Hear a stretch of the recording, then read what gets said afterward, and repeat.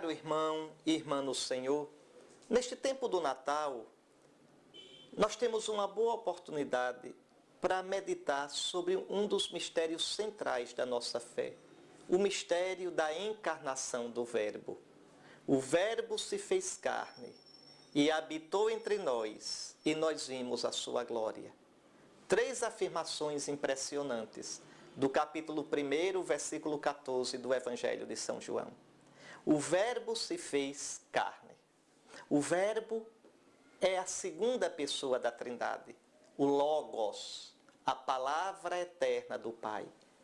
O Pai criou tudo através da sua palavra, do seu Logos, do seu Filho, na força do Espírito Santo. Deus disse e tudo foi feito. Deus falou e tudo foi criado. Este disse, este falou de Deus é o Filho. Vejam?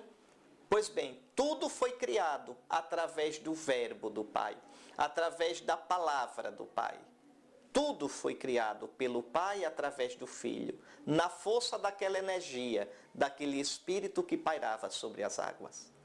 Então, o que o Evangelho diz é, este Verbo, este Filho eterno se fez carne. Carne aqui não significa corpo, atenção. Carne aqui significa toda a criação na sua fragilidade. Por exemplo, no capítulo 40, Isaías diz, toda a carne verá a salvação de Deus. Ou seja, toda a criação, toda a humanidade verá a salvação de Deus. Carne por quê? Porque a criação é frágil. Porque a criação deve o seu ser a Deus. Porque a criação por si própria, sozinha, iria para o nada. Porque a criação é limitada. E por isso mesmo pode ser presa pelo mal, porque é limitada. Não é má, é boa, mas pode ser presa pelo mal. Veja, a liberdade humana foi adulterada. Então, veja, o Verbo que é eterno, o Verbo que é Deus com o Pai e o Espírito Santo, se fez carne, se fez frágil. Veja, se fez finito. Que mistério tão grande. Sem deixar de ser Deus, assumiu a nossa limitação. Interessante que o capítulo 40 de Isaías diz assim, olha, toda a carne é erva, toda a carne é como a flor do campo, passa a erva, murcha a flor, mas a palavra de Deus permanece para sempre. A palavra do Senhor, o Verbo do Senhor permanece para sempre. Veja, a carne passa, a carne murcha, o Verbo do Senhor permanece para sempre. Pois o Verbo que permanece se fez carne que passa.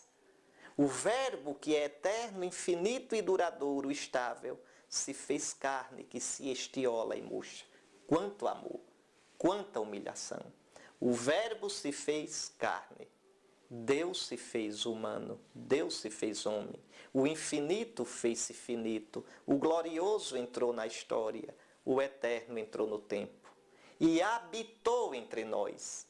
Habitou, quer dizer, armou sua tenda entre nós. Esse seria o sentido.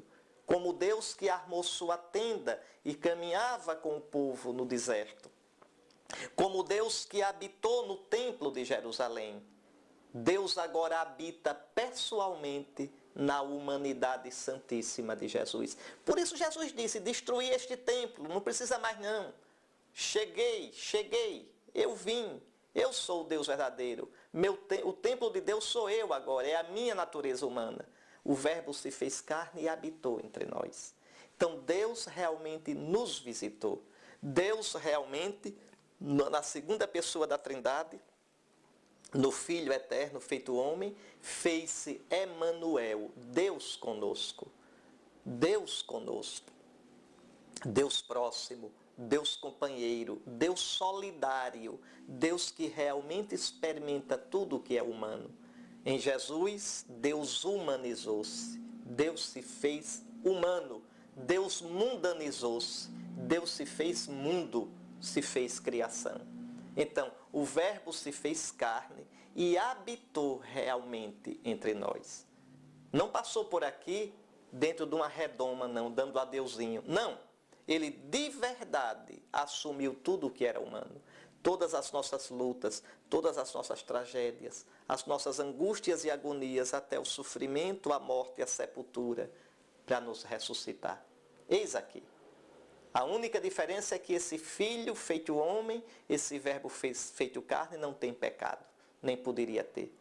Mas realmente lutou a nossa luta. Foi tentado como nós. Eis aqui, e venceu para nos dar a vitória.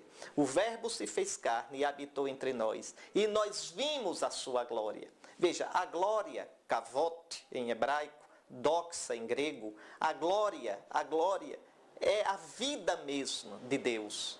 É o ser exuberante. Imagine o sol, não é? Espargindo, imagine o sol explodindo com a luz, os raios.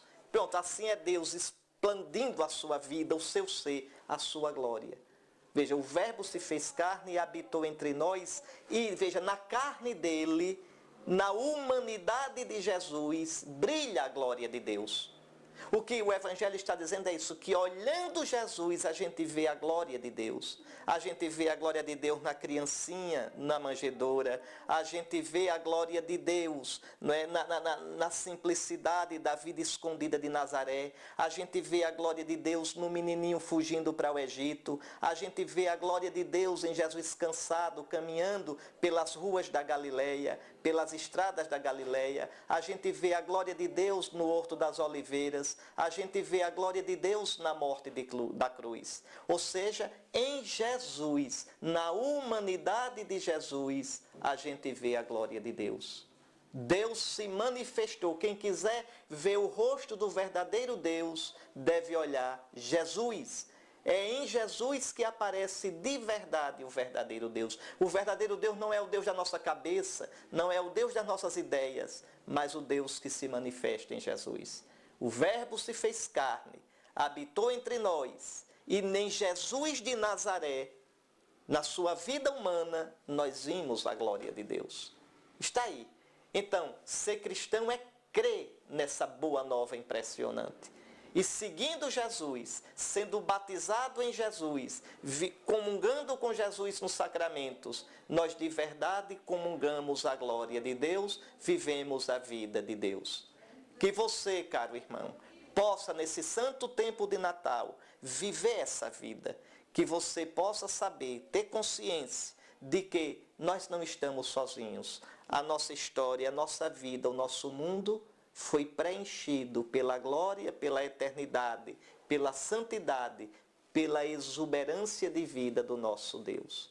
Deixe-se tomar por essa glória que você recebe, crendo em Jesus e celebrando os santos sacramentos, para que um dia possa participar dessa glória na plenitude eterna. Amém.